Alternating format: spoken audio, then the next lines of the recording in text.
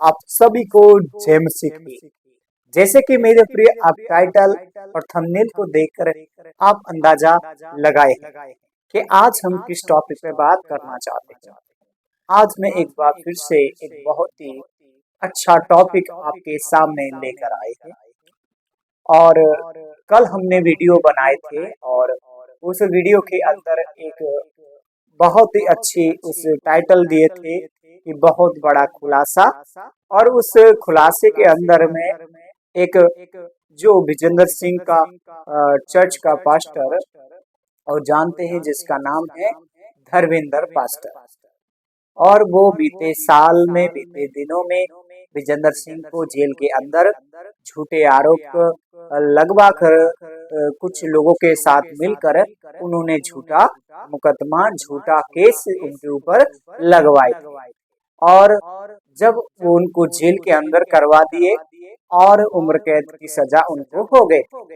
लेकिन एक अचानक से एक 1.5 साल के बाद धर्मेंद्र मीडिया में आकर कुछ गलत बातों को बौछार किए थे और विजेंद्र सिंह के बारे में कुछ बात कर रहे थे और बोल रहा था कि मेरे पास विजेंद्र सिंह का वो रहस्य है जो उसके चर्च के अंदर ऐसा ऐसा वो काम करता है। वो कुछ भी ऐसे काम कर रहा तो उसने ऐसे ऐसे बातें बोलकर मीडिया वालों से बातें की और तो सब वीडियो सबके पास पहुंचा तो हमने भी वीडियो बनाए। और आज उस वीडियो के अंदर जितने लोगों ने कमेंट किया है उन लोगों ने बताया है कि जो धर्मेंद्र पास्टर है वो झूठा है, वो बलात्कारी है। वो बलात्कारी का मतलब झूठा आरोप लगाया और वो झूठ बोलता है। जितने भी कमेंट आए उन सब में बहुत सारे लोगों ने झूठ बोल रहा है, ये झूठा है, मक्कार है, ऐसे ऐसे कमेंट आए हैं। लेकिन मैं आपको स्क्रीन पे वीडियो फोटो भी दिखाऊंगा कैसे कैसे लोगों ने कमेंट किया है। आप देखिए इस तरह की कमेंट है और लोगों ने कमेंट किया है कि ये व्यक्ति बहुत ही गिरा हुआ इंसान है, ये पैसे के लालच में कहीं भी गिर जाता है, पैसे के नाम पर दलाल हो जाता है, ठगी हो जाता है, ऐसे इस वीडियो में कमेंट आया। लेकिन मैं बताना चाहते हैं कि धर्मेंद्र जो पास्टर है वो एक झूठा मक्कार दलाली पास्टर है। मैं क्यों कह रहा हूँ? 10 साल पहले धर्मेंद्र अपने आप को विजेंद्र सिंह के साथ में मीटिंग जहां भी होता था जाता था और कुछ लोगों ने कमेंट किया कि धर्मेंद्र ने विजेंद्र सिंह की मीटिंग का और वो उससे जुड़े हुए पैसों को चोरी किया, सोना चांदी बहुत सारा लेकर भाग गया।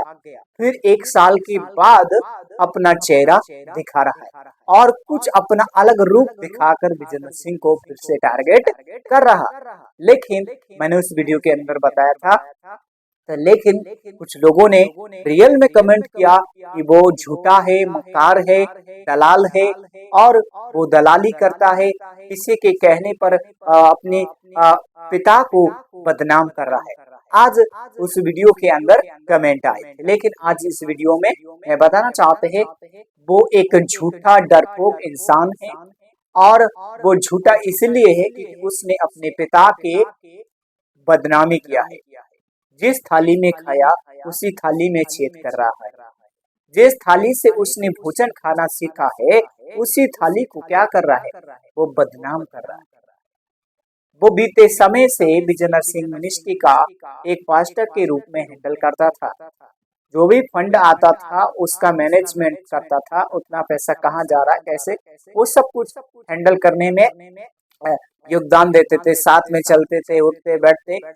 तो अचानक से विजेंद्र सिंह के ऊपर छोड़ के चले जाते हैं। उनके सारे बातों को बोल बोल के उनको फंसा देते हैं। लेकिन अचानक से 1 साल के बाद फिर से खड़ा होता है, कोई मुकदमा होने के बाद भी, फिर जेल में होने के बाद भी फिर से नया अपना रोल दिखाता है, बोलता है कि ये ऐसा है वैसा है, कुछ ना कुछ उल्टा सुल्टा बोलता है। लेकिन मैं ये बताना चाहता हूँ, जिस तरह उन्होंने प्लानिंग किया बिजेंद्र सिंह को और फंसाने के लिए, वो एक सबसे बड़ा पैसे के नाम में एक दलाली इंसान है। इस वजह से उसने क्या किया है कि बिजेंद्र सिंह को टारगेट किया जाए। तो लेकिन मैं बताना चाहते हैं, आप लोगों को डरना नहीं, आप लोगों को घबराना नहीं है, क्योंकि चिंता करने वाला परमेश्वर है। डरने के लिए बहुत सारे लोग आएंगे। प्रभु कहते हैं मेरे नाम से बहुत सारे लोग आएंगे, हे प्रभु कहने वाले, लेकिन वे ही लोग हैं जो इस समय अपने फादर को बदनाम कर रहा है। एक बात उदाहरण देना चाहते हैं, जो सेवक अपने गुरु का नहीं हुआ वो कभी किसी का नहीं हो सकता है। चेला गुरु से बड़ा नहीं होता है। आज चेला गुरु से बड़ा होना चाहता है। आज मैं बात करना चाहते हैं, जिस तरह धर्मेंद्र अपने आप को बहुत बड़ा ज्ञानी समझ रहा है, अपने आप को बहुत बड़ा महान व्यक्ति समझ रहा है कि मैं बिजेंद्र सिंह को बदनाम करूंगा, लेकिन ये नहीं जान रहा है कि उसके चलने से इसने रोटी खाना सीखा है, उसके साथ चलने से इसने अपना परिवार चलाना सीखा है। इतना भी इसको समझ नहीं आया। लेकिन मैं बताना चाहते हैं, अगर आप एक सच्चे ईमानदार हैं, अगर आप परमेश्वर के साथ चल रहे हैं, तो आप किसी के साथ किसी के कहने पर आप दलाली नहीं करना। बाइबल बताती है जो दलाली करता है वो दलाली का फल पाएगा। जैसा कर्म करोगे वैसा फल लाओगे। अगर आप किसी के ऊपर उंगली उठा रहा है तो आपके ऊपर भी उंगली उठाया जाएगा। आप एक परमेश्वर के सीसीटीवी कैमरा के अंदर, बाइबल बताती है कि मैं हर समय यहोवा को धन्यवाद करूं। हर समय कौन धन्यवाद करता है? कि जिस परमेश्वर ने आपको सुरक्षित रखा है वो परमेश्वर आपको सुरक्षित। लेकिन अगर आप परमेश्वर के साथ खिलवाड़ करोगे तो वो परमेश्वर आपको सीसीटीवी कैमरा में देख रहा है। बाइबल बताती है कि मेरी आंखें देश के विश्वास योग्य लोगों पर लगी रहती है। सो परमेश्वर की आंखें उन लोगों के ऊपर लगी है जो परमेश्वर के भय में चलते हैं, परमेश्वर के डर में चलते हैं। लेकिन परमेश्वर के सामने से आप छुप नहीं सकते, परमेश्वर के राज्य से आप छुप नहीं सकते। परमेश्वर के गलत काम करोगे तो उसका रिजल्ट आपको मिलेगा। उदाहरण के लिए मैं बताना चाहते हैं, जैसे हाई स्कूल का जब रिजल्ट आते हैं तो वहां पर एक पता चलता है कि इस व्यक्ति ने कितना नंबर इसमें पास किया है, कितना परसेंट मिला है। अगर इंग्लिश का है तो इंग्लिश में 70 से 100 आया होगा तो वैसा ही उसको रिजल्ट मिलेगा।